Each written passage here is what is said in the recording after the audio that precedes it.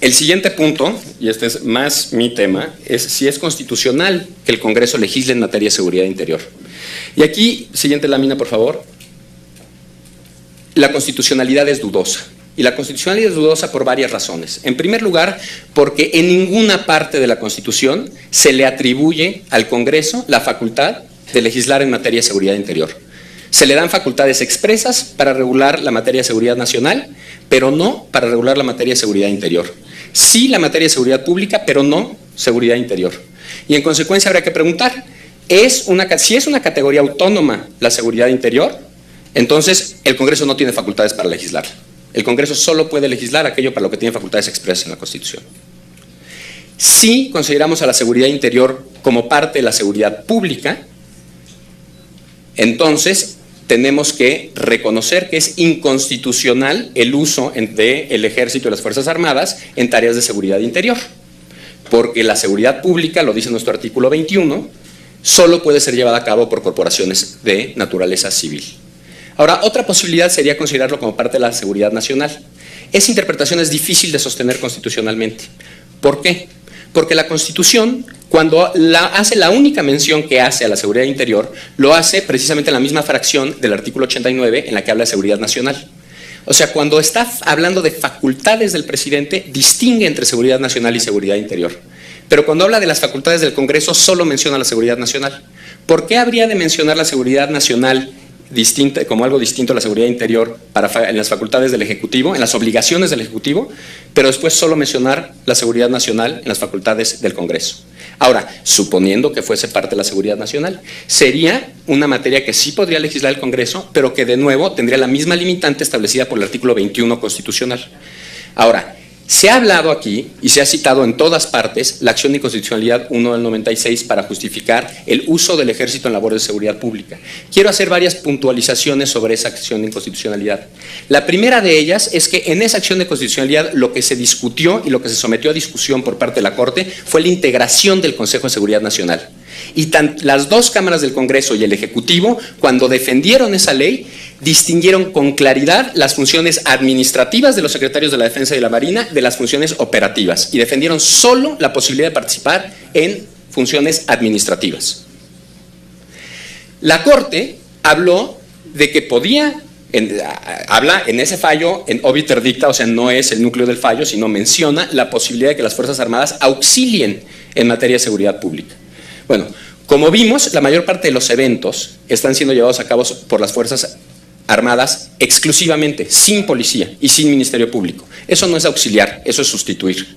Pero eso no es lo más relevante. Lo más relevante es que el fallo data del año de 96, 1 de 96, es la acción de inconstitucionalidad.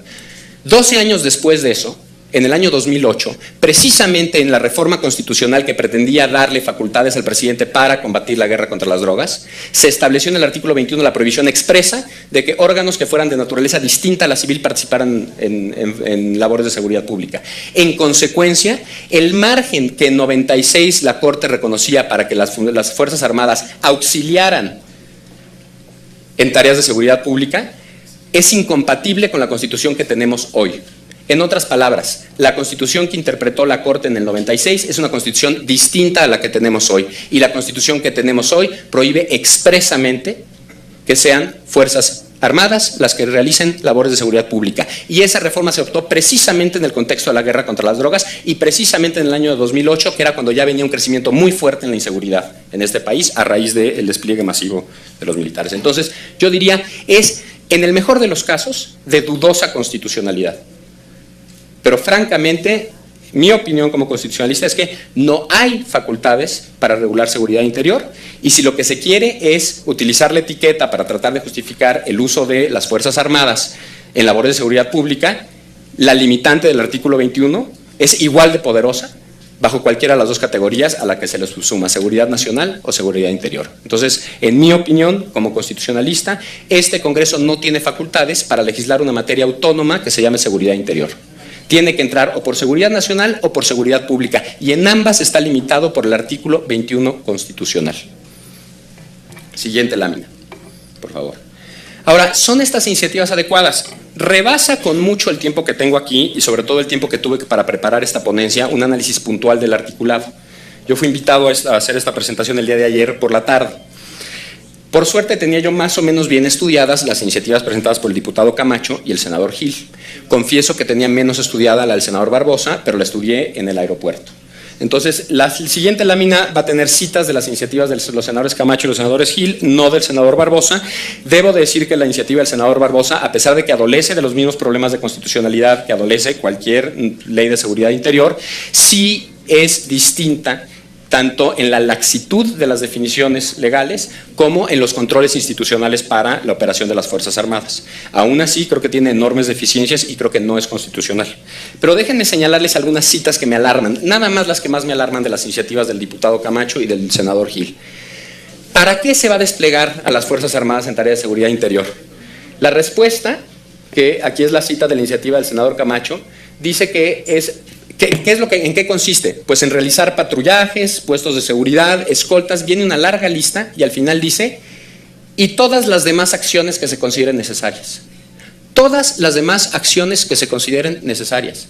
¿Dónde está ahí un acotamiento de la fuerza pública? ¿Dónde está ahí una regulación de la operación de las Fuerzas Armadas?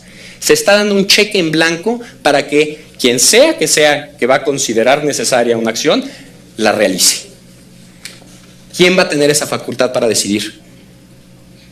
¿El soldado armado con un arma automático en medio de un combate? ¿El presidente? La ley no lo precisa y en consecuencia deja un enorme espacio para que cualquier acción quepa dentro de las acciones de seguridad interior. Ahora, ¿para qué se va a utilizar esa fuerza pública que es un cheque en blanco? Y nos lo dicen, y esta es una cita que es textual de las iniciativas Camacho y la iniciativa Gil. Y dice, es para para controlar, repeler o neutralizar actos de resistencia no agresiva. Agresiva o agresiva grave. O sea, incluso para contener protesta pacífica, esta ley permite y autoriza el uso de la fuerza. ¿Qué fuerza? La iniciativa Gil habla incluso de la fuerza letal y autoriza llegar hasta la fuerza letal para una protesta pacífica. Les ruego que lean la ley, no las iniciativas, sino los discursos. Interpreten la ley y van a ver que esa ley está autorizando el uso de fuerza letal, incluso en protestas pacíficas. Ahora, ¿cuáles son las acciones contra las cuales se va a pretender repeler? Y aquí estoy citando a la iniciativa Gil. Prácticamente todas las fracciones que trata de precisar, habla de actos tendientes a. Actos tendientes a. ¿Qué quiere decir actos tendientes a? No se habla de actos que obstaculicen. Actos tendientes a obstaculizar. O sea, ¿quién va a interpretar a qué tiende un acto? Y una tendencia no implica que tenga la capacidad real de ser disruptiva. Ahora, cuando nos decimos tendientes a qué, es tan laxa la definición que nos habla incluso de actos tendientes a obstaculizar la ejecución de programas de apoyo federal. Bajo esta legislación, por absurdo que suene, la entrega de libros de texto gratuito con contenido de educación sexual podría justificar el uso de la fuerza bajo la Ley de Seguridad Interior, incluso la fuerza letal. Así de laxa es la ley. No estoy diciendo que para eso está hecha. Estoy diciendo que está tan mal hecha la ley que sus definiciones son tan laxas que autorizan inclusive eso. Y es muy preocupante. Ahora, ¿cuáles son los controles que se establece al Ejecutivo para utilizar la seguridad interior para desplegar las fuerzas federales? Prácticamente nulos. Yo no veo por ningún lado el que esta sea una ley de salida del ejército o que esta sea una ley que regule y acote el funcionamiento de las fuerzas federales. Al contrario, si vemos, por ejemplo, la posibilidad de declaración de afectación a la seguridad interior puede ser unilateral por el Ejecutivo. El control principal, que es la información, queda en la iniciativa Camacho, por ejemplo. La información que se genere con motivo de la aplicación de la presente ley será considerada de seguridad nacional. Cualquier información que se genere, no importa si es operativa, no importa si es presupuestaria, cualquier información que se genere queda reservada, o sea, es lo más opaco posible. Quiero decirles en este contexto que el ejército, que había entregado datos sobre letalidad de sus operaciones, anunció que a partir de abril de 2014 ya no recaba esa información. Entonces, la opacidad bajo la que hoy opera el ejército en los operativos, que ni siquiera entrega vía derecho a la información a cuánta gente ha matado en una batalla, a partir de abril de 2014, ahora va a tener sustento legal para negar esa información. Cualquier información, no solo los muertos, cualquier información. Hay un comité que establece la iniciativa Gil, perdón, la anterior. Hago notar que ese comité, y esta es una deficiencia tanto de la iniciativa Gil como de la iniciativa de Barbosa, hay un miembro del legislativo que es el presidente de la comisión bicameral y todos los demás son empleados del ejecutivo. Todos son sus subordinados directos. O sea, el ejecutivo se va a informar a sí mismo sobre qué tal está haciendo cuando despliega las fuerzas de seguridad interior. Se va a enterar el legislativo, pero hay un voto en el comité, que es el único órgano que medianamente controla. Ahora, ¿qué tanto controla? Y aquí sí se distingue, es una de las cosas en las que distingue la iniciativa Barbosa. En la iniciativa Camacho, por ejemplo, se habla de que el encargado de operar las fuerzas de seguridad de las fuerzas desplegadas en una situación de afectación de la seguridad interior mantendrá informado al Ejecutivo. El secretario de Gobernación enviará un informe a la comisión bicameral. Perdón, pero esas son supervisiones sumamente pasivas. No se faculta al legislativo para realizar visitas in situ, para requerir informes, para exigir comparecencias. Y ahí sí es una de las fortalezas que valdría la pena señalar de la iniciativa de Barbosa. Ahí sí se permite y se faculta a la comisión bicameral para requerir, para citar a funcionarios a declarar, no desafortunadamente para hacer visitas in situ, que tendría que estar ahí. Última lámina. En conclusión, creo que es la última lámina. Las leyes que pretenden dictaminar son de dudosa constitucionalidad. Las iniciativas específicas son en su enorme mayoría peligrosamente laxas en sus definiciones. No acotan, no regulan, autorizan y dan un cheque en blanco. 3. La experiencia, y la experiencia documentada basada en evidencia, nos enseña que las Fuerzas Armadas maximizan la violencia. No nos dan mayor seguridad, nos dan mayor inseguridad en el país y tenemos 10 años de experiencia. A diferencia de otros debates en los cuales he sido invitado a dar mi opinión, como el de la regulación de la marihuana, ahí tenemos que especular sobre cuál va a ser el efecto de la política. Aquí tenemos 10 años de experimento sobre esta política pública.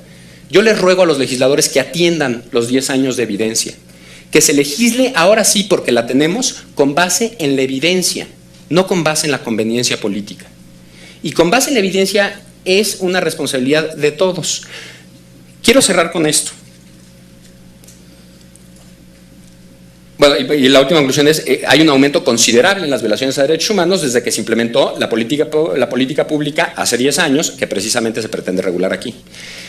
Pero quiero cerrar con esto. En el año de 2010, cuando salieron las primeras publicaciones que ya establecían con bastante claridad que la estrategia de seguridad desplegada por el presidente Calderón había sido no solo ineficaz, sino además contraproducente en materia de seguridad.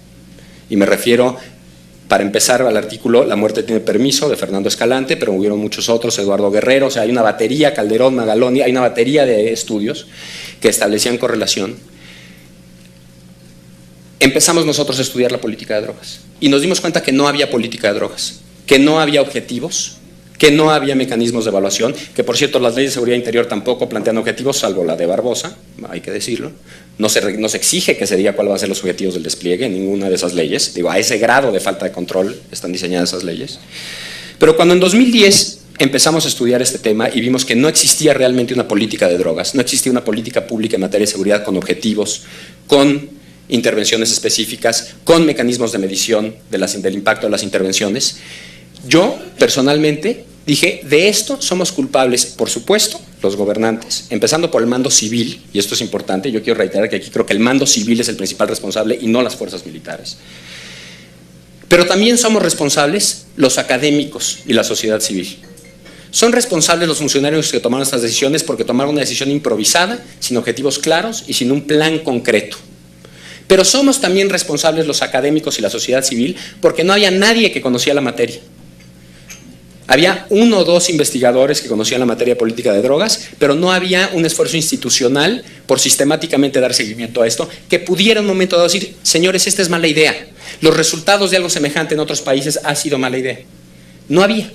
Y nos dimos a la tarea de hacerlo. En los últimos 7 años... Con todo respeto, doctor, por respeto a los demás expositores, había dicho que iba a concluir. Muy interesante su exposición, pero si pudiera concluir. La última oración, senador. Hoy en día nosotros hemos hecho nuestra tarea y estamos ofreciendo evidencia. Llevamos 7 años recolectando información, sistematizándola y analizándola.